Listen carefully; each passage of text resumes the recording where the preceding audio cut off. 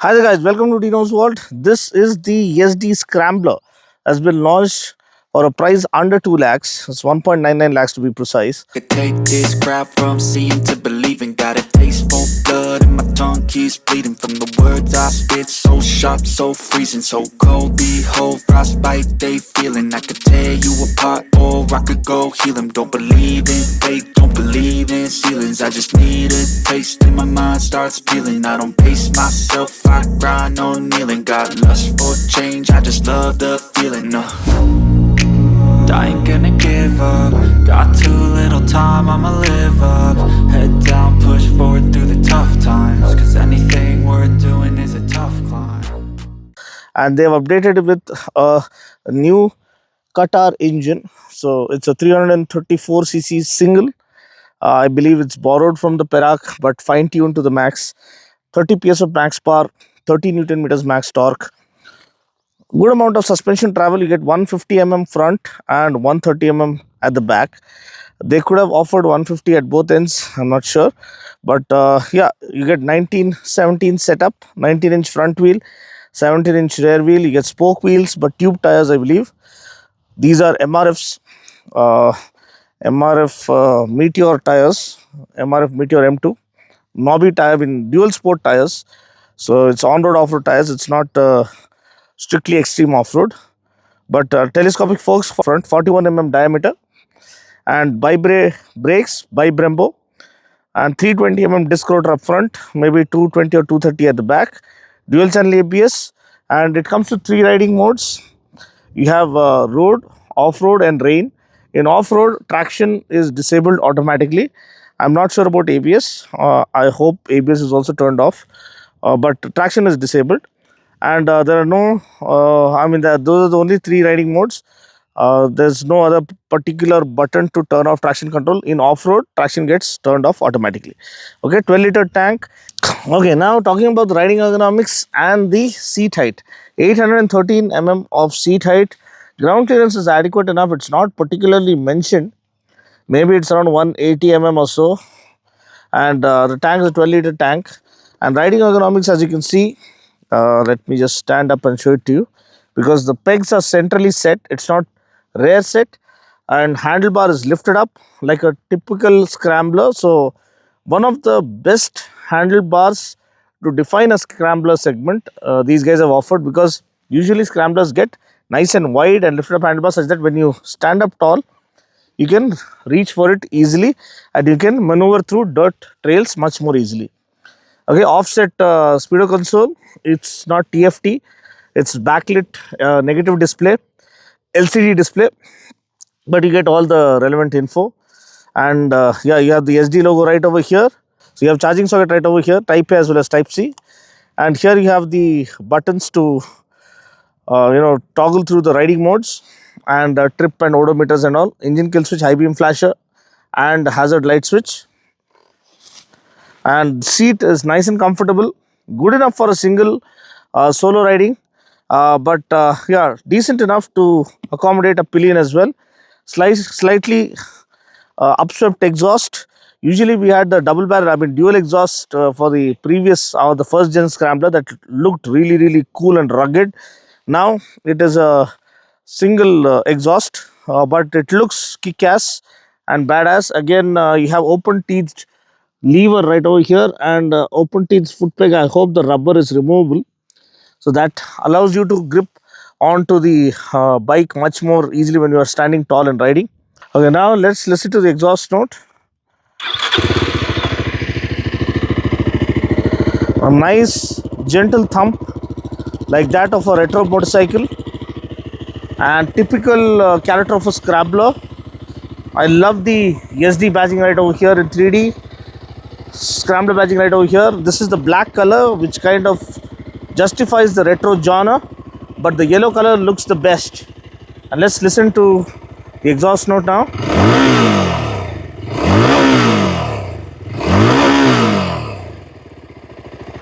You can immediately see and feel that the vibrations have died down. It is far more clean revving now, easy revving, and free revving to the top end. So can't wait to ride it. It's going to be nice and peppy and nice and punchy torque delivery. with a flat torque curve, 30 bhp, 30 newton meters torque means a flat torque curve is established when the power and the torque are on the same number. So you don't have to down the gear or shift down to get that pickup or get that torque to perform those quick overtakes. You just need to pull in the same gear and it will give you adequate amount of torque across the rev band to perform those quick overtakes. The tail section is unmistakably scrambler. Just look at the tail. It looks so beautiful, classy and elegant.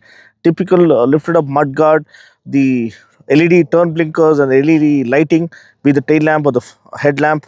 Then tire hugger, the upswept exhaust and the fat 140 by 70 17-inch rear wheels, spoke wheels and on-road off-road tires with a tire hugger and a good rib pattern seat with double stitching and the SD badging right over here. You have a grab handle right over here, twin shock absorbers as well.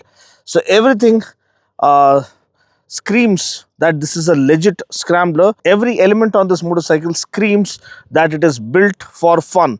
Even this sprocket size is pretty huge, so you can expect good amount of torque and the front wheel lifting off the ground every so often. Can't wait to ride this. Let's not waste any more time. Let's hit the road now. Okay, let's go for a quick fire top speed run of the SD Scrambler 350.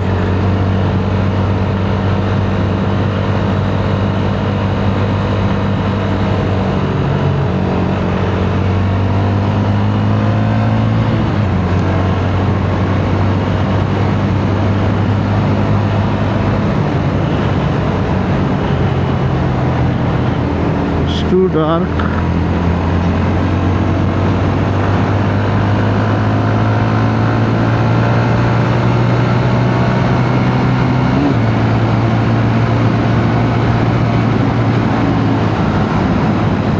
So it is not a top speed bike, it's more of a bottom end because or the speed is locked till the first service, I believe. It's going out to 110 and then is refusing to go ahead.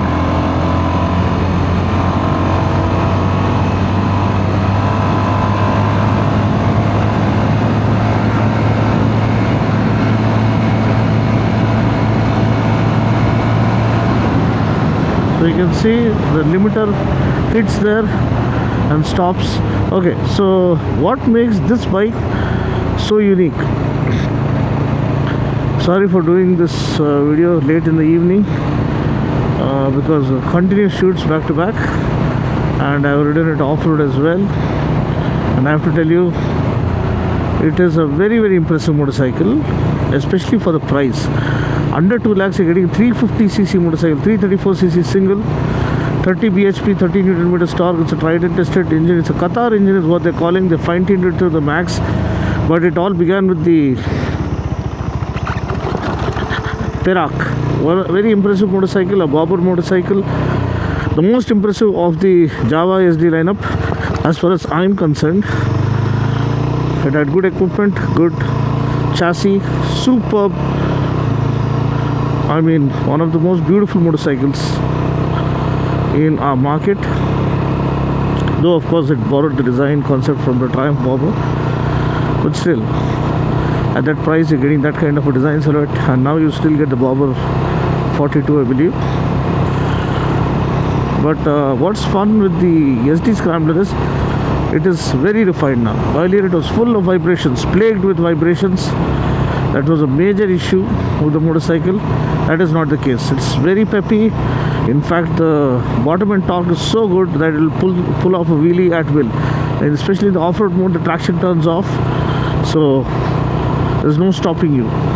And off-road junkies, you can literally unleash this to your heart's content. It's not extreme off-road, but moderate to easy off-road it can easily handle, and you'll have fun on the dirt trails unless it gets really challenging. Seat is very comfortable. Handlebar is typically that of a Scrambler, and riding ergonomics perfectly sorted such that I can sit and ride all day long without feeling fatigued, or stand up and ride as well. and I have to tell you, it's very very fun to ride. The very definition of fun, especially now with all the vibrations being ironed out, and they've made it super refined to the core. So I think that's what makes this absolute fun and absolute value, because that's what I keep saying, below 2 lakhs, 1.99 lakhs ex showroom, getting a 350cc or a 334cc single, a proper scrambler setup, 150mm of travel up front, 130mm of travel at the back, massive 320mm disc rotor, chunky shock absorbers, and the throttle action is very good, clutch is light, shifts are smooth. The only issue with this bike is there's a little bit of stalling issue.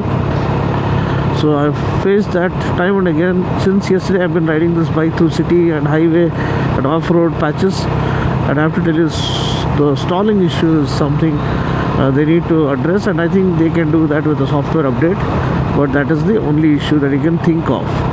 Tires are good, you get MRF tires, on-road off-road tires, spoke wheels, but these are tube tires I believe.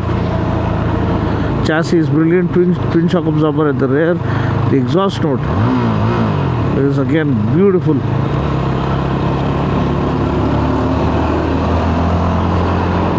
It has a punchy low to mid range. That's what makes riding very very engaging and extremely fun to ride in the city or urban jungle, and then even on off-road trails, because the first two gears or first three gears give you enough leverage to stay there and have fun on the run.